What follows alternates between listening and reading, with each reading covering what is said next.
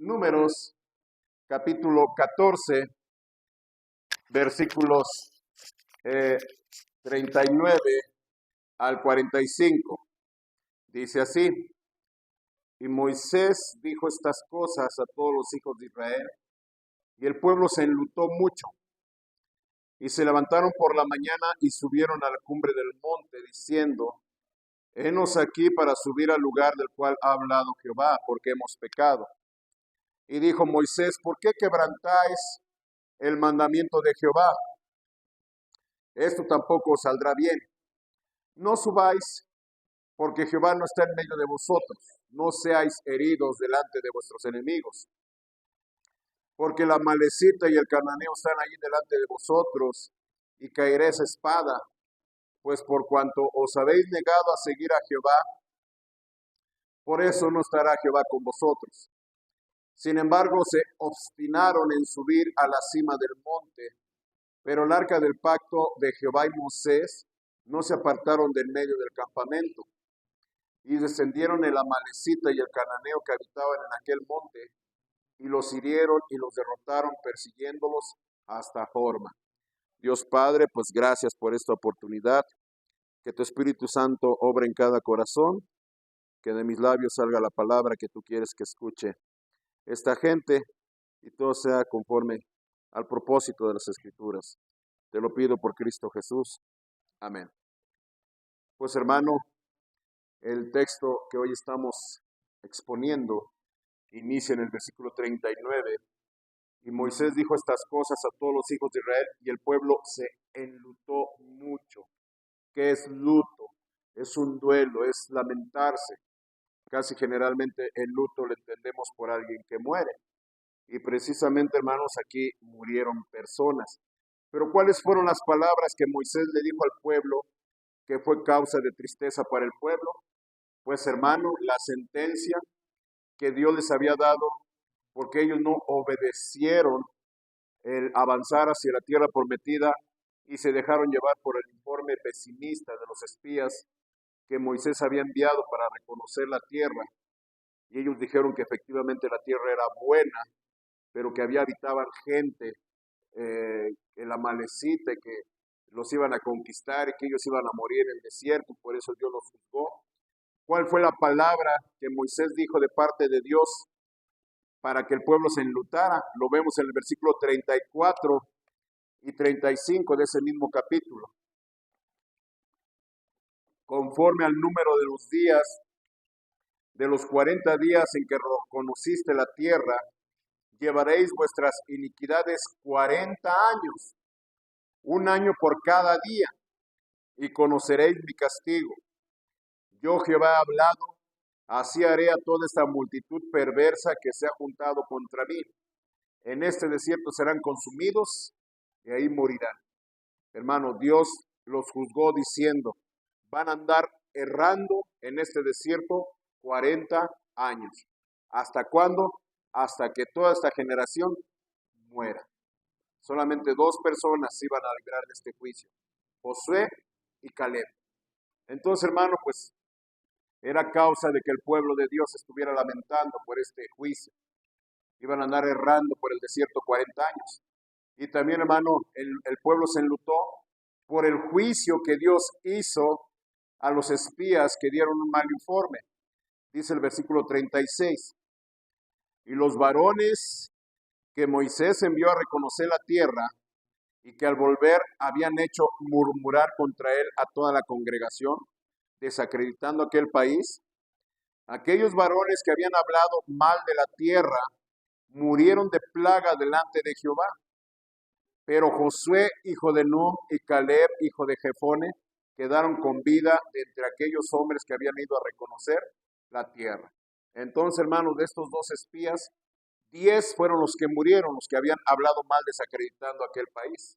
Entonces, hermano, después de que Dios dictara un juicio sobre Israel por su rebeldía, entonces ya los israelitas al otro día procuraron ir hacia la tierra prometida, la cual, hermano, Dios les había advertido que no fueran, porque Dios ya no estaba con ellos. Mas, sin embargo, hermanos, ellos atacaron a los amalecitas, y los amalecitas nos dice allí al final en el versículo 45, y descendieron el amalecita y el cananeo que habitaban aquel monte, y ¿qué nos dice, hermano? Y los hirieron y los derrotaron, persiguiéndolos hasta Horma. Entonces, hermano, el Señor ya no estaba con ellos, y fue precisamente que los israelitas fueron vencidos. Y hermano, este pasaje es una clara lección de que intentar algo sin Dios jamás se va a lograr el éxito. En la vida cristiana, hermanos, si queremos hacer las cosas a nuestra manera, a nuestros tiempos, sin obedecer los mandatos de Dios, o en pocas palabras, sin que Dios esté con nosotros, no hay éxito, no hay victoria.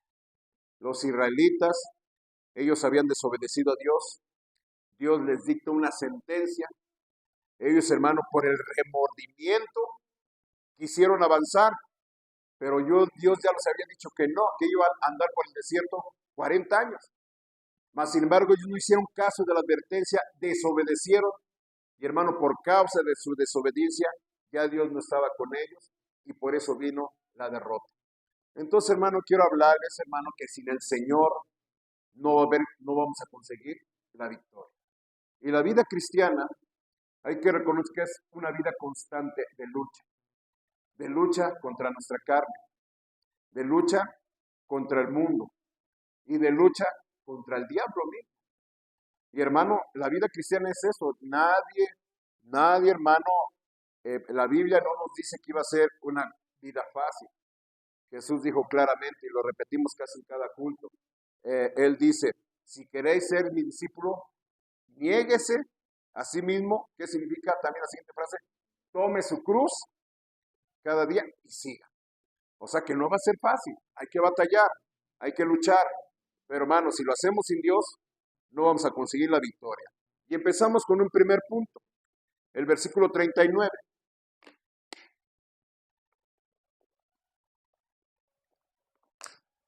Versículo 39 dice, y Moisés dijo estas cosas a todos los hijos de Israel, y el pueblo se enlutó mucho.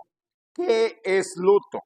Pues luto, hermano, usted sabe, después de que fallece un familiar, un pariente, pues hermano, hay luto, expresamos nuestro luto, nuestro dolor, usted sabe, en nuestra cultura, pues con vestiduras negras, ¿verdad? Nos vestimos de luto. Eso, hermano, es para reflejar una situación interna, que es un periodo de duelo, de dolor, de tristeza, de lamentación. Entonces, hermano, ponga atención, cuando Dios dicta una sentencia, un juicio a los israelitas, ellos, hermanos, se enlutaron, se entristecieron, lo lamentaron. Y quiero enseñar esta primera verdad. El remordimiento no es arrepentimiento. ¿Me está escuchando? El remordimiento no es arrepentimiento. ¿Qué es un remordimiento? Es esa intranquilidad, es esa falta de paz que experimentamos cuando hacemos algo malo. ¿Ya me está siguiendo? Hacemos algo malo, nos sentimos culpables, el sentimiento de culpa. Algo que nos está, hermano, una espinita en nuestra conciencia. No estamos tranquilos, no hay paz, porque estamos conscientes que hicimos algo malo. Eso es remordimiento. Es una tristeza, es un lamentar, pero hermano, no significa que sea un verdadero arrepentimiento. En el arrepentimiento debe de haber remordimiento. Pero hermano, un remordimiento sin arrepentimiento no es un verdadero arrepentimiento. ¿Me estoy explicando? ¿Por qué? Los israelitas se lamentaron, pero lamentaron por las consecuencias de su pecado, no por el pecado mismo. Y es una gran lección que tenemos que aprender. Ellos estaban lamentando que debido a su pecado, Dios los condenó a andar 40 años errando por el desierto, vagando por el desierto. Y que ninguno de esa generación iba a entrar. De esos 3,5 millones de personas aproximadamente, solamente 2 iban a entrar a la tierra prometida. Entonces, hermano, fue tal el juicio Y fue tal, hermano, el peso del castigo que ellos expresaron ese remordimiento y se entristecieron, hermano. Pero, hermano, no estaban tan arrepentidos como para convertir sus corazones a una verdadera confianza en el Señor. Ellos estaban entristecidos. ¿Por qué? Porque iban a andar vagando 40 años en el desierto. Y ellos estaban entristecidos porque ninguno de ellos iba a entrar a la tierra prometida. Y es una gran lección para nosotros en nuestros tiempos. Porque a veces, hermano, cuando viene la disciplina, el castigo del Señor, lamentamos las consecuencias de nuestro pecado, cuando en realidad debemos lamentarnos por nuestro pecado, y a veces la disciplina, el castigo del Señor es para que nos convirtamos de nuestro pecado. Vamos a ver un ejemplo de alguien que se sintió arrepentido, pero no se convirtió. Veamos en Éxodo capítulo 9. Me dice cuando lo encuentre, Éxodo capítulo 9.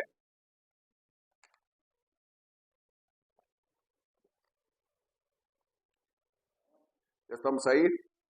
Estamos viendo la primera, segunda, tercera, cuarta, quinta, sexta, séptima plaga sobre Egipto.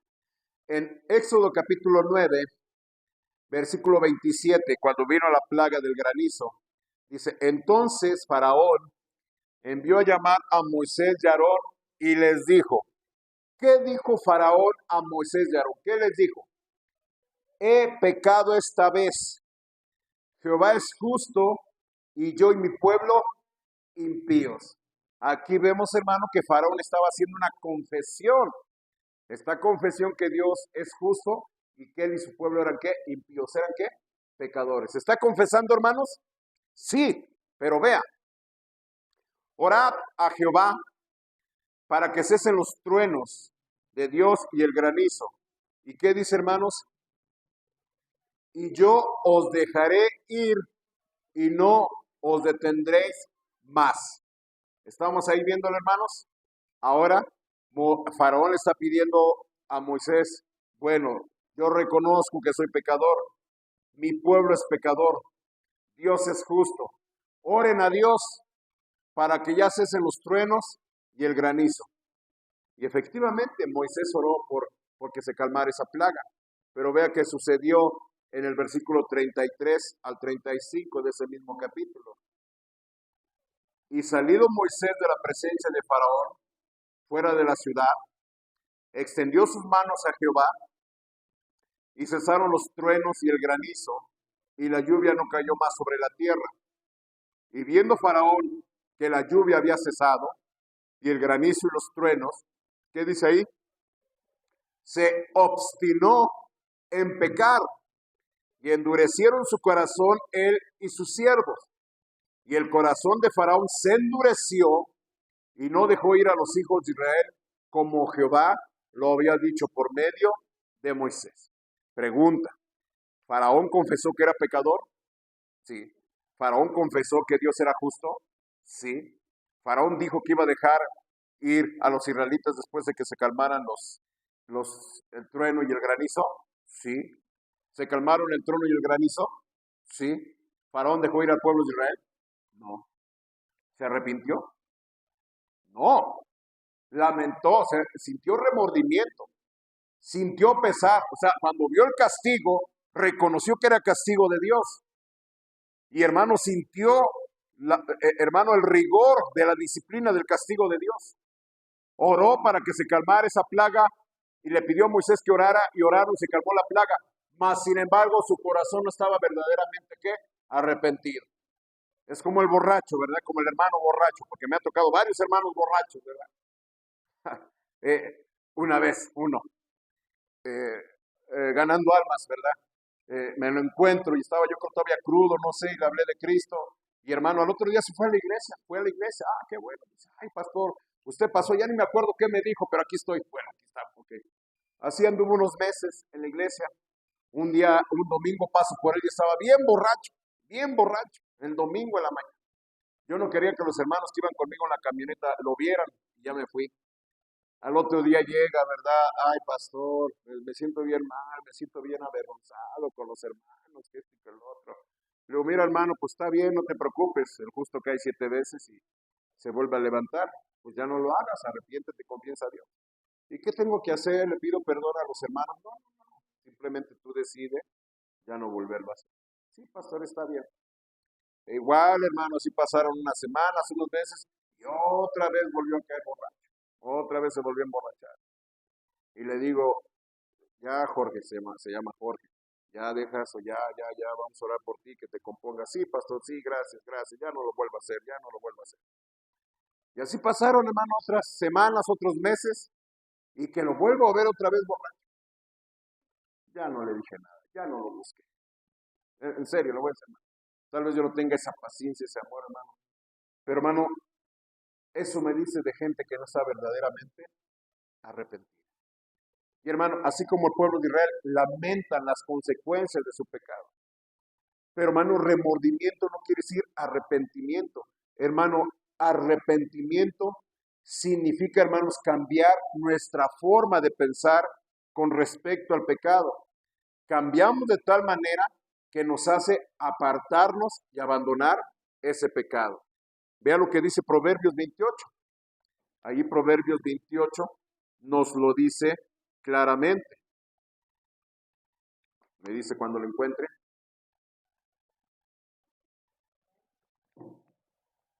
Proverbios 28, versículo 13. El que encubre sus pecados, ¿qué dice, hermanos? No prosperará. Mas el que los confiesa, ¿y cuál es la siguiente frase? Y se aparta, alcanzará misericordia. Es como los israelitas reconocieron que habían pecado. Es como Faraón, reconocieron que habían pecado. Es más, hasta lo están confesando. Soy pecador, cometí pecado. Pero ¿qué sucede? Al final, ¿qué?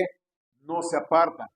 Cuando tantito pasa el dolor del castigo de la disciplina de Dios, otra vez vuelven a ¿qué? A caer a lo mismo. Y cuando arrepentimiento, hermanos, es cambiar nuestra forma de pensar con respecto al pecado. ¿Qué significa? Aquel pecado que yo disfrutaba, que yo practico, ahora lo abandono y lo tengo que abominar, lo tengo que rechazar, me tengo que apartar de él y consagrarme a Dios. Aquí lo dice la Biblia claramente, el que confiesa sus pecados y ¿qué? Y se aparta. Decidir en nuestra mente ya no practicar ese pecado. ¿Sí? Los israelitas habían desobedecido a Dios. Al otro día ya van a conquistar cuando antes habían rechazado ir avanzando. Dios les dijo que ya no vayan, mas ellos se obstinaron. ¿Sí ve esa palabra? Se obstinaron. ¿Qué es obstinar? Necedad, ya necios, tercos, aferrados, ¿verdad? Y así hay gente, ¿verdad? Que se aferran a sus pecados, lo lamentan, y hermano, y no producen esos frutos dignos de arrepentimiento. Entonces, hermano, hay veces que sí nos sentimos mal por nuestro pecado, por las consecuencias, pero hermano, tenemos que lamentarnos por nuestro pecado. Dice, estamos ahí en Proverbios, avance tantito, en el libro de Lamentaciones. Lamentaciones. Ahí estamos en Proverbios, vaya avanzando despacio. Llega a los profetas. Entonces está el libro de Lamentaciones. Ya lo encontramos, Lamentaciones capítulo 3. Lamentaciones capítulo 3, versículo 37.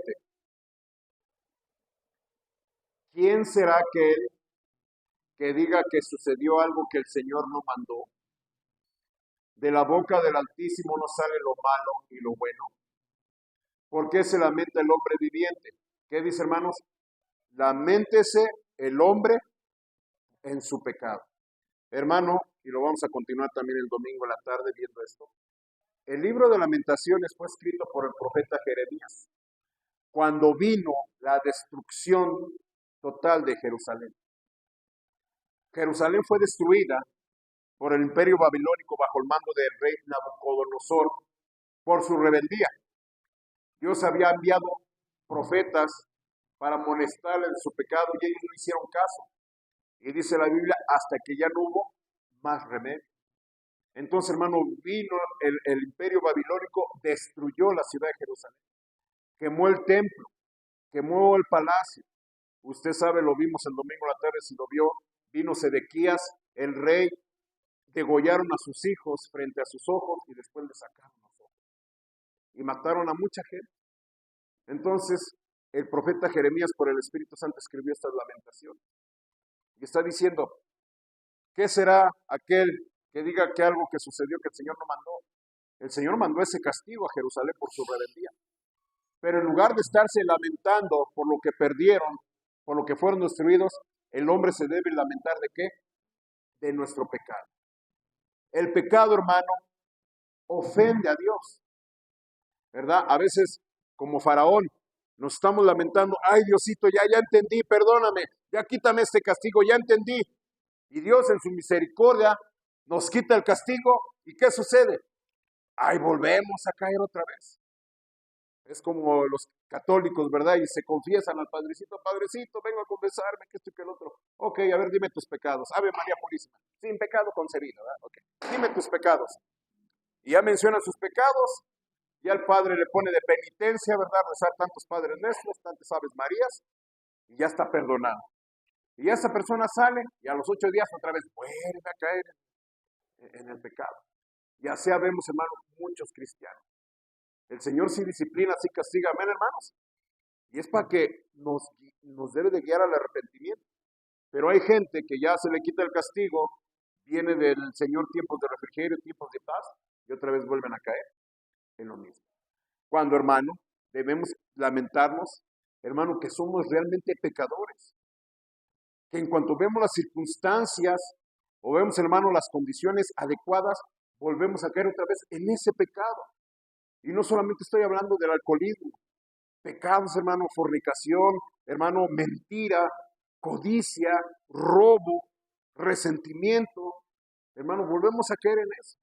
La Biblia dice que aunque no matemos a alguien con una persona, con nuestras manos, pero hermano, ya con tenerle, con aborrecerlo, ya somos, ¿qué, hermanos? Homicidas. Simplemente con ya odiarlo, ya estamos cometiendo, ¿qué? Homicidio con esa persona. Entonces, hermano, dice ahí el versículo 40 de este mismo pasaje. ¿Para qué es el castigo? ¿Por qué vienen las tribulaciones a veces?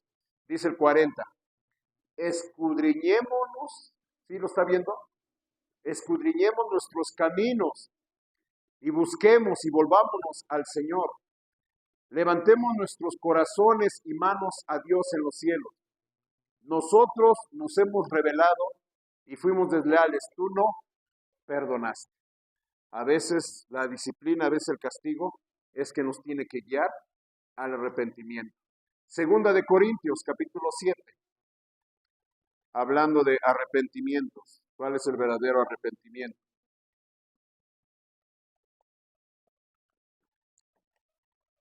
Segunda de Corintios, capítulo 7, versículo 10. ¿Lo estamos viendo? Porque la tristeza que es según Dios produce arrepentimiento para salvación, de que no hay que arrepentirse, pero la tristeza del mundo produce muerte, ¿sí? El arrepentimiento es, hermano, una condición para el perdón de nuestros pecados. Si una persona está sin Cristo, ¿verdad? Dios a veces utiliza circunstancias o utiliza, hermanos, eventos en nuestra vida, hermano, que nos tienen que guiar al arrepentimiento, a reconocer nuestro pecado, a abandonar ese pecado y volvernos al Señor. Son las primeras palabras del Señor Jesús en su ministerio. Arrepentíos porque el reino de los cielos se ha acercado. Y Jesús claramente lo dijo, no he venido por justos, sino ¿por qué? Por pecadores al arrepentimiento. ¿Qué significa? Que tenemos, hermano, que ver el pecado como Dios lo ve. Hay que ver el pecado como la Biblia nos lo menciona. Nos condena al infierno.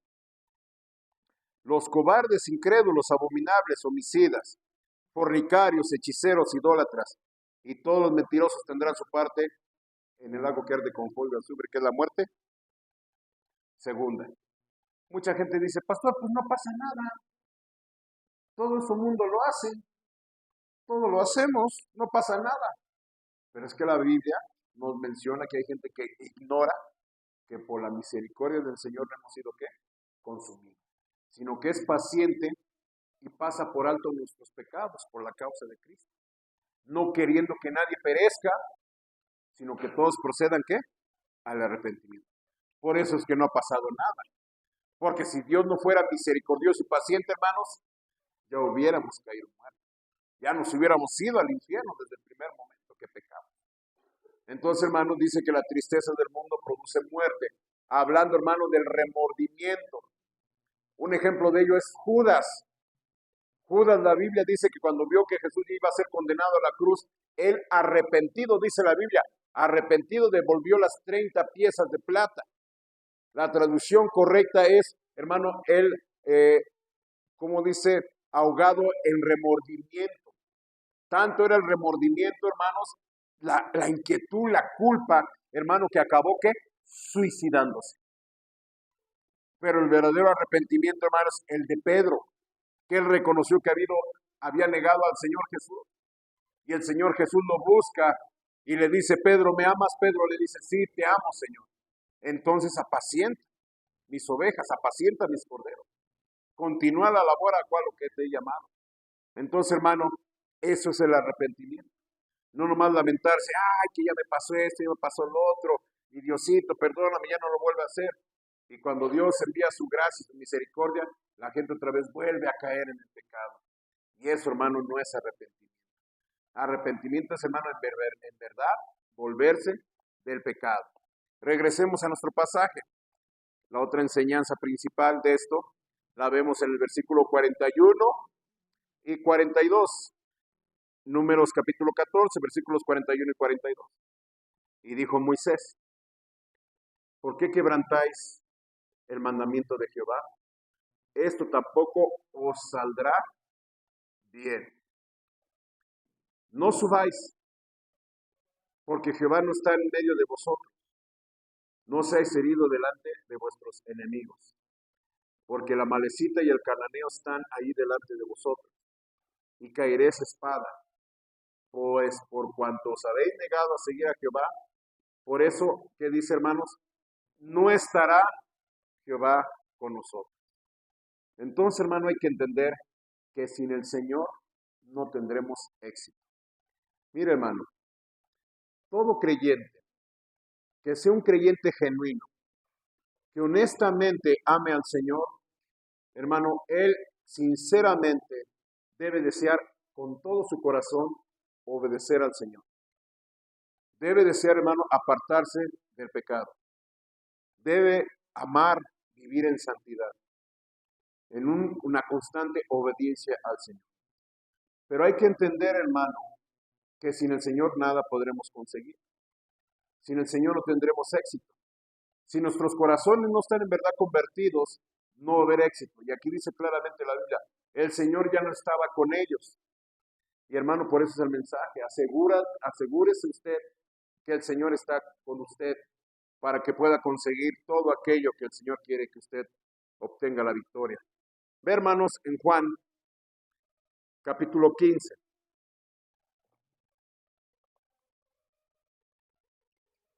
Juan, capítulo 15.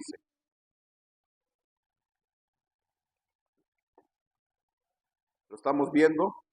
Vea la palabra que le dice el Señor Jesús a sus discípulos.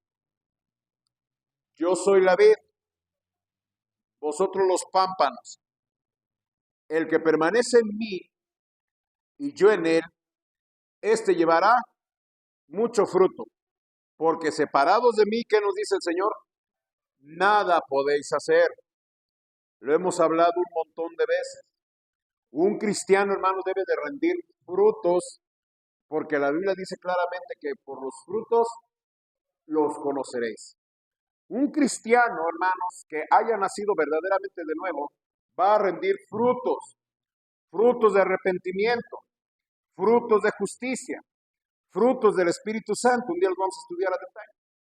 Tiene que resultar en una vida transformada, de modo que si alguno está en Cristo, nueva criatura es, las cosas viejas pasaron. He aquí todas hechas nuevas. Tiene que haber un antes y un después. Debe haber una marcada diferencia.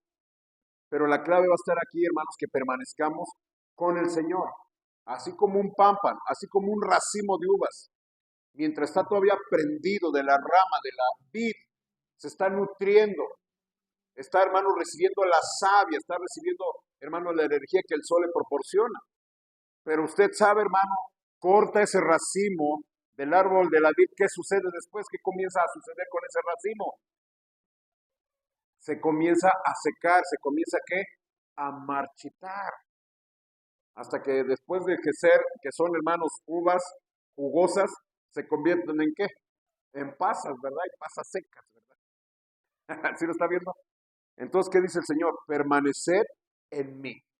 Porque, hermano, tal vez un cristiano diga, pastor, ya no quiero practicar el mismo pecado que tenía antes. ¿Qué dice el Señor? Permaneced en mí. Porque separado de mí, nada podéis hacer. Es la razón, hermano, y como invité a varias personas y fui a buscar unos, no los encontré. Hermano, batallan con el vicio. Batallan con el vicio. Llega un momento que uno se desespera, se impacienta, pero a veces, hermano, nos da tristeza ver que no pueden vencer ese vicio. Y hermano, es como los israelitas quieren ir con sus propias fuerzas. Y dijo Moisés, no vayan porque el Señor no está con ustedes. Van a ser derrotados, lo que efectivamente sucedió. Entonces hay gente que en sus propias fuerzas quiere vencer el alcohol, el vino, el cigarro, el vicio. Y no solamente nos vayamos con los vicios, otros pecados. Hay gente, hermanos, que no dejan de mentir. Son creyentes y siguen practicando mentira. Son creyentes, hermano, y hermano, un día me encontré un hermano, estuvimos platicando, me contó historias de hermanos que están en adulterio, que están en fornicación abiertamente. Digo, ¿cómo es posible que no se den cuenta de su condición espiritual? Y hay gente que dice, es que pastor, no lo puedo dejar, es que no veo de otra forma. ¿Qué dice el Señor Jesús claramente? Separados de mí, nada podéis hacer. Entonces, hermano, déjeme decirle esto. El destino eterno de una persona va a depender de la relación que tenga con Cristo Jesús. Jesús le preguntó a sus discípulos, ¿quién dice la gente que soy yo? Dicen, pues uno que eres uno de los profetas, otro que eres Elías. Pero dice Jesús, ¿pero ustedes quién dicen que soy yo? Y Pedro, ¿qué dijo? Tú eres el Cristo, el Hijo del Dios viviente. Entonces ya el Señor Jesús le dijo a Pedro, bienaventurado eres Simón, hijo de Jonás, porque no te lo reveló carne ni sangre, sino mi Padre que está en los cielos. Y sobre esta roca edificaré mi iglesia. ¿Qué, hermano? Que forman parte de la iglesia todos aquellos que reconocen a Cristo como Señor y Salvador y tengan una relación con Él. Porque Jesús claramente lo dijo, en aquel día muchos me dirán, Señor, en tu nombre expulsamos demonios, en tu nombre hicimos muchas señales, y hicimos esto y aquello, dice claramente ahí la palabra de Dios, yo se lo digo, ¿verdad? No profetizamos en tu nombre, y en tu nombre echamos fuera demonios, y en tu nombre hicimos muchos milagros. Entonces el Señor les va a decir en aquel día, ¿qué les va a decir? Nunca os conocí, apartados de mí, hacedores de maldad. La clave va a ser que usted establezca una relación personal con Cristo Jesús, porque eso es lo que va a determinar su destino eterno y que tenga la victoria sobre el pecado. Por eso Él dice, permaneced en mí, porque separados de mí, nada podéis hacer. Cuando dice permanecer, hermano, está hablando en mantenerse en contacto con Él. Eso es lo que significa permanecer en Cristo. Tener un contacto diario, constante con Cristo Jesús. Es, por ejemplo, las personas que están en el anexo. ¿Sí los ha visto? ¿Sí los ha visto en el anexo? ¿Sí los ha visto? Allí adentro, hermanos, se drogan. Bueno, supuestamente no, ¿verdad? Toman algo así. Les tienen muchas restricciones. Ahora, la anterior ocasión que fuimos con el pastor Elías, llegamos antes nosotros, y hermano, les estuvieron leyendo las reglas antes de que llegaran los demás hermanos. Las reglas, unas reglas bien estrictas para los que tenían 15 días, unas reglas bien estrictas que no tienen que tener contacto con nadie, y bueno, muchas cosas. Y hermano, ¿cuál es el objetivo del anexo? Dígame, ¿cuál es el objetivo del anexo? Que se regeneren, ¿verdad? Que dejen de drogarse, que dejen de tomar. Sí, claro, es algo bueno, pero al final hay que reconocer que son métodos humanos. Pero algo entendemos ahí. Mientras ahí permanecen, están bien. Amén, hermanos. Si no ha visto personas que están en el anexo, se los llevan, se desaparecen, ¿verdad? De aquí unos 3 meses, ¿verdad? No los ve usted. Ya aparecen, ¿verdad? ¿Dónde estabas? No, pues me anexaron. Ya se los ve distinto usted, ¿verdad? Hasta rasuraditos, eh, ya con el pelo corto, limpiecitos, bañados. Hasta su cara cambia, ¿verdad? No, ya. Pero hermano, ¿qué sucede con la mayoría de esas personas? Recaen. ¿Por qué? Porque no permanecen. Entonces, hermano, lo que el Señor Jesucristo está diciendo, permanecer de mí, ¿qué significa? Mantener el contacto con Él. Porque cuando mantenemos el contacto con Él, hermano, podemos tener victoria con el pecado, podemos ser personas más consagradas, más dedicadas, podemos andar en santidad. Y hermano, ¿cómo es que nosotros podemos tener contacto con Él? Dice en primera de Juan, capítulo 3, primera de Juan, primer carta de Juan, capítulo 3, versículo 6. Nos dice, todo aquel que no, es el 6. Todo aquel que permanece en él no peca. Todo aquel que no, todo aquel que peca no le ha visto ni le ha conocido. Entonces uno dirá, pastor, ¿cómo le hago para vencer este pecado que todavía está dentro de mí, pastor? Todavía tengo estos deseos, todavía tengo estos impulsos. ¿Por qué la Biblia dice que no pecamos, pero yo todavía lo siento? Mire, deje recordarle algo. Aunque somos salvos, todos los creyentes, y hemos nacido de nuevo, aún conservamos nuestra naturaleza pecaminosa. ¿Sí? Y esta carne no la vamos a abandonar hasta que el Señor nos llame a su presencia. Entonces, hermano, mientras estamos aquí en esta tierra, vamos a estar batallando con el pecado. ¿Sí? Todos tenemos las mismas tendencias pecaminosas. Amén, hermanos. La diferencia es que hay gente que tiene victoria sobre el pecado. Ha crucificado la carne con sus pasiones y deseos. Y aquí lo dijimos con la ilustración del anexo. Si usted permanece en Cristo, no puede pecar. Permanecer es mantenerse en contacto. ¿Cómo podemos permanecer en contacto con el Señor para tener la victoria? Regresemos, hermano, hasta Juan 15, por favor. Juan 15. Y ahora más son unos 3 puntos. Juan 15, versículo 1 al 3. Dice el Señor, yo soy la vid verdadera y mi Padre es el labrador. Todo pámpano que en mí no lleva fruto, lo quitará. Y todo aquel que lleva fruto, lo limpiará para que lleve más fruto. Y vea el 3, esta es la clave.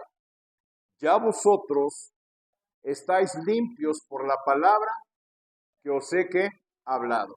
Entonces, hermano, ¿cómo permanecemos en contacto con Cristo Jesús? ¿A través de qué? De su palabra. Jesús dijo claramente, mis palabras que yo os doy son vida, mis palabras que yo os doy son espíritu y son vida. Y la palabra de Dios, hermano, dice la Biblia que es viva y eficaz. Hermano, si usted la lee, va a transformar su vida. Hermano, dice el Salmo, en mi corazón he guardado tus dichos para no pecar contra ti. ¿Con qué limpiará el joven su camino? Con guardar tu palabra. Y hemos hablado, ¿verdad? La palabra de Cristo muere ¿qué? En abundancia. Entonces, hermano, la exhortación es que usted tenga un programa de lectura diario de la palabra de Dios. Lea la Biblia. Ay, pastor, es que no la entiendo. Léala. hasta que la entienda. Amén. Hay un pastor que yo estudio, ha publicado varios libros, dice que él dice que por un mes diario leía la primera carta de Juan. Son 5 capítulos. Pero él durante un mes diario leía primera carta de Juan. La leyó 30 veces en un mes. Llegó un momento en que él ya sabía en dónde estaba la palabra, qué palabra estaba en qué página, en qué lugar, en qué parte de la página. Al grado, hermano, que llegó casi a memorizar la palabra de Dios. Y al grado, hermano, de que cuando usted se llena la mente de la palabra de Dios, hermano, su mente va a comenzar a limpiarse, aunque no la entienda. Pero hermano, si usted la pide en oración al Espíritu Santo, que fue quien inspiró la Biblia, hermano, el Espíritu Santo le va a ayudar a entender y a memorizar la palabra de Dios. Y hermano, la palabra de Dios lo va a transformar. Mire, no tengo mucha agua.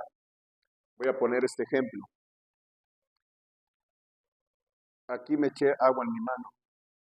¿Por cuánto tiempo cree que la pueda retener? Ya está goteando, mire. Ya está goteando. Ya se me está, y tengo la mano cerrada. Sí, se me está terminando el agua ahí. Ok, le voy a echar más agua. ¿Qué va a suceder? Mire, tengo los dedos juntos. ¿Comienza qué? A caer. Ok, le voy a echar más agua. ¿Qué sucede? No la puedo retener. Pero al final, hermano, ¿cómo queda mi palma? Se va limpiando. ¿Sí me está entendiendo? Aunque hay pastores que no la entiendo, no se me queda nada. Hermano, pero si usted es fiel, si usted, hermano, la lee, va a llegar un punto que tanto está pasando la palabra de Dios por su mente y su corazón, que poco a poco lo va a ir, ¿qué? Limpiando. Eso, hermano, es la maravilla de la palabra de Dios. La palabra de Dios, hermano, tiene poder. Y Dios la bendijo diciendo que no volverá a él vacía, sino que a todo lo que la mande, prosperará. Y hermano, el objetivo de Dios, de la palabra de Dios, es que usted se limpie. Y dice, hermano, el Señor Jesús, escudriña las Escrituras porque ellas dan testimonio de mí. Y dice la Biblia que en el principio era el verbo, y el verbo era con Dios, y el verbo era Dios. Y aquel verbo se hizo carne. Verbo, hermano, es la palabra de Dios. Hermano, cuando usted está abriendo la Biblia, la está leyendo, hermano, está teniendo con Cristo un contacto, porque Cristo es la palabra de Dios, es lo que dice el verbo. Logos, en griego es palabra. En nuestro español se tradujo verbo, en inglés es word, palabra. Entonces, hermano, cuando usted está leyendo la Biblia, usted tiene contacto con Cristo Jesús.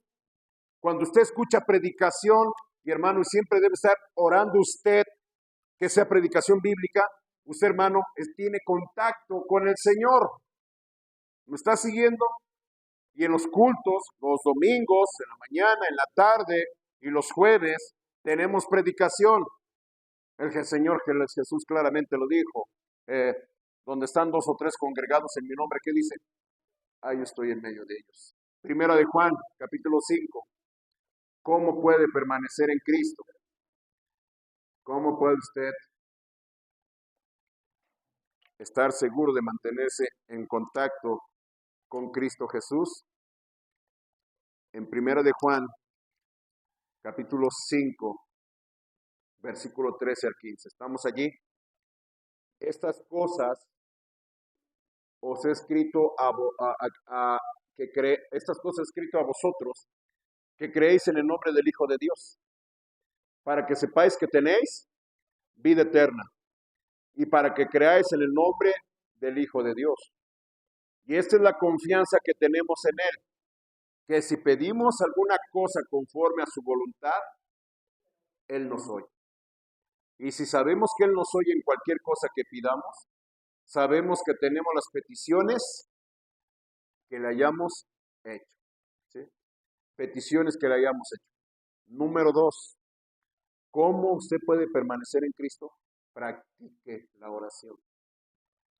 Pero hermano, practique la oración en serio. Porque hermano, yo me temo que hay muchos cristianos que vienen a la iglesia. En primer lugar, no tienen un programa de lectura de su Biblia. En segundo lugar, no tienen un programa de oración. La Biblia dice que sean conocidas vuestras peticiones en todo tipo de oración, con acción de gracias. La oración, hermano, efectivamente es pedir. Es pedir. El Señor nos exhorta a pedir. Pero, hermano, la oración también tiene que ser alabanza, gratitud, confesión de pecados, intercesión por los demás. La oración también incluye, hermanos, que derramemos nuestra alma delante de Él. Hermano, la oración incluye que en la confesión de pecados, que Él nos transforme, que nos limpie. Hermano, hay gente que a duras penas ora por los alimentos, ¿se me está entendiendo? Y tal vez esa sea la única oración que haga. Oración, hermano, el Señor Jesús claramente dijo, cuando tú ores, enciérrate en tu habitación y tu Padre que te oye en lo secreto. ¿Qué significa? Que la oración es un acto de fe. Usted, hermano, está platicando con Dios y está teniendo contacto con Dios. Y a Dios no lo puede engañar. Y con Dios, hermano, usted tiene la libertad de platicarle lo que usted quiera. Él no lo puede usted engañar. Usted puede ser abierto con Él. Decirle todo lo que pasa, lo que siente, lo que cree, lo que se imagina, lo que necesita, lo que le duele, lo que le molesta, lo que le entristece. Hermano, Jesús dijo claramente, vosotros sois mis amigos y hacéis lo que yo os digo, lo que yo os mando. Hermano, lo maravilloso del Señor Jesús es que no solamente puede ser nuestro Rey, nuestro Señor, sino también, hermano, puede ser nuestro amigo. ¿Y quién no de ustedes en la juventud buscaba a sus amigos? Simplemente para estar ahí, platicar, estar ahí un rato, ¿verdad? Antes se practicaba eso, ¿verdad? Yo me acuerdo de mis amigos cuando era adolescente, ¿verdad? Allá en la calle, se llamaba la calle Frijol, de ahí el Cerro de las Palomas. Sí recuerdo, hermano, que eran puros nombres de semillas, trigo, avena, maíz, centeno, así eran las calles. Yo vivía en la calle Frijol, en la calle Frijol, así se llamaba la calle Frijol. Allí en la esquina, en la punta donde vivía mi amigo Urquiza, ahí todos nos juntábamos. Y hermano, para estar en comunión, para estar juntos, a veces ni jugábamos, a veces nomás nos sentábamos a platicar, a veces nomás, como de ahí del alto del cerro, se veía todo para acá, la Ciudad de México, ahí nomás nos sentábamos en las noches. Pero hermano, ¿cómo poder permanecer en Cristo? Con la oración. Desarrolle la oración, practique oración. Diario, hermano, tengo un momento a solas con Dios privado. Y hermano, dice allí en primera de Juan, capítulo 3, ¿cómo podemos permanecer en Cristo para poder obtener la victoria? Primera de Juan, capítulo 3, versículo 22. Y cualquiera cosa que pidiéremos, ¿sí lo está viendo, hermano? La recibiremos de Él porque guardamos sus mandamientos y hacemos las cosas que son agradables delante de Él. ¿Cómo podemos permanecer en Cristo? ¿Cómo podemos conseguir que Dios esté con nosotros? Cuando obedecemos sus mandamientos. Cuando obedecemos sus mandamientos. Venimos, escuchamos palabra de Dios, pero hermano, tomamos una decisión y hermano, haga ajustes en su vida, en su conducta, para obedecer a Dios. Así es como permanecemos en Cristo. Así, hermano, como vimos el ejemplo de los israelitas, no obedecieron a Dios. Moisés, ¿qué dijo? Nada les va a salir bien. Dios no está con ustedes. Los van a derrotar. Y efectivamente los derrotaron y los hirieron. Hay un versículo, el último, ese sí es el último, quiere que se lo diga de memoria, lo quiere ver usted. Segunda de Crónicas, capítulo 7. Un versículo muy, muy conocido, que tiene mucha enseñanza. Segundo de Crónicas 14 dice, si se humillare mi pueblo, sobre el cual mi nombre es invocado, y oraren y buscaren mi rostro, y se convirtieren de sus malos caminos, ¿qué dice? Entonces yo oiré desde los cielos, perdonaré sus pecados y sanaré su tierra. Sin Dios no hay éxito, no hay victoria. El Señor Jesús claramente lo dijo, separados de mí, nada podéis hacer. Aquí está la clave, ¿cómo permanecemos en Cristo? Sencillo y siempre lo decimos. Lea la Biblia, léala, léala, léala. tenga vida de oración, lleve sus peticiones delante de Dios todas, no solamente las materiales, sino también las espirituales. Haga un propósito de guardar sus mandamientos. Y así, hermano, Dios va a estar con usted y tendrá el éxito en su vida cristiana. Porque sin Dios, hermano, no hay éxito. Oremos, hagamos una breve oración. Padre Dios, gracias por este hermoso grupo. Gracias por tu palabra. Mi Dios, que aprendamos la lección de los israelitas que se lamentaron por el juicio, por el castigo que Dios pronunció sobre ellos. Fue tanta la culpa que se lanzaron a ir a la tierra que antes habían despreciado. Y Dios les había dicho que ya no estaba con ellos, que no fueran rebeldes. Y a través de su siervo, pues les exhortó y les recordó que no les iba bien, que sin obedecer a Dios no hay éxito. Padre, que entendamos, hay todavía cosas en nuestro corazón. Y Padre, es verdad que no queremos que haya consecuencias por nuestros pecados. A veces es duro el castigo, pero que entendamos que el castigo es guiarnos al arrepentimiento y aprender, mi Dios, a permanecer en Cristo. Todos los días hay muchas actividades, el trabajo, la familia, la pareja. Mi Dios, el tener interacción con gente incrédula, situaciones difíciles. Y Padre, hay veces que perdimos el contacto contigo, abandonamos la Biblia, abandonamos la oración. A veces no hacemos ajustes y meditamos en nuestra vida si estamos haciendo lo agradable delante de ti. Que decidamos, mi Dios, a ser celosos de nuestro plan de lectura diario, a ser celosos con los tiempos de oración.